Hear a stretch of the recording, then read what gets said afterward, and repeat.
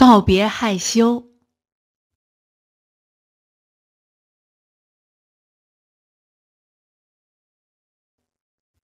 你是一个害羞的人吗？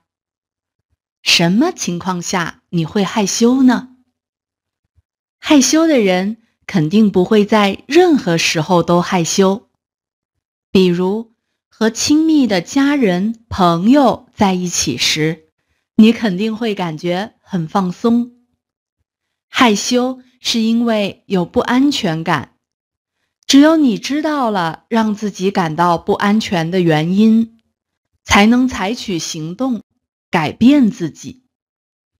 比如，你在演讲时、做工作报告时会紧张，会感到害羞，那你就需要花更多的时间去做准备，提升自己的信心，提高自己的报告技能。据说，那些优秀的专家们都会花10000个小时去训练他们的技能。还有一些人太关注自己的短处，而忽略了自己的长处。你擅长做什么？有过什么成就？什么事情让你感到骄傲？想想这些，不要只看到自己做的不好的地方。容易感到害羞，还有一个原因，那就是你太在乎别人的看法了。但有意思的是，大部分人根本没有时间注意你做了什么，或者没有做什么。别人的看法并不那么重要。你认识谁外向自信吗？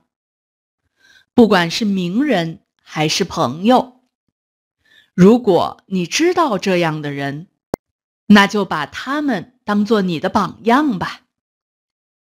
一旦你害羞了，就问问自己，如果这个人在这种情况下会怎么做？然后向这个人学习。很快，你也会变得越来越外向和自信。多观察别人怎么做，对你也有很多好处。现在你知道该怎么告别害羞了吗？你是一个害羞的人吗？什么情况下你会害羞呢？害羞的人肯定不会在任何时候都害羞，比如和亲密的家人、朋友在一起时，你肯定会感觉很放松。害羞是因为有不安全感，只有你知道了让自己感到不安全的原因，才能采取行动，改变自己。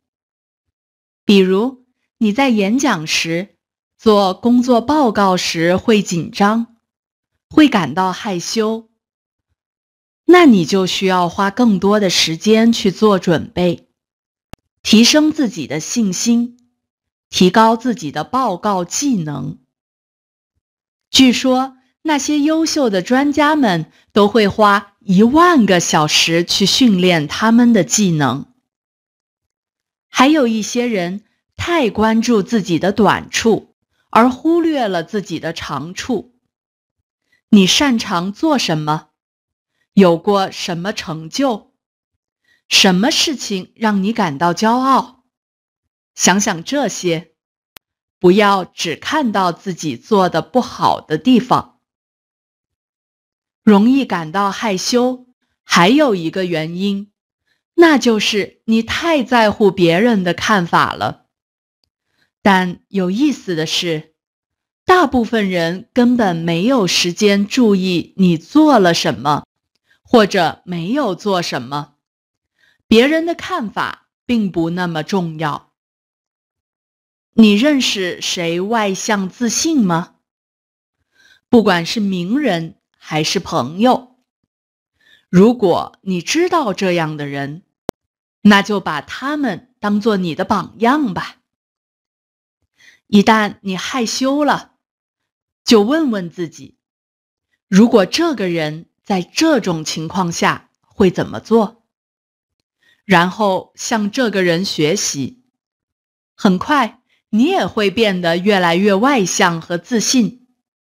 多观察别人怎么做，对你也有很多好处。现在你知道该怎么告别害羞了吗？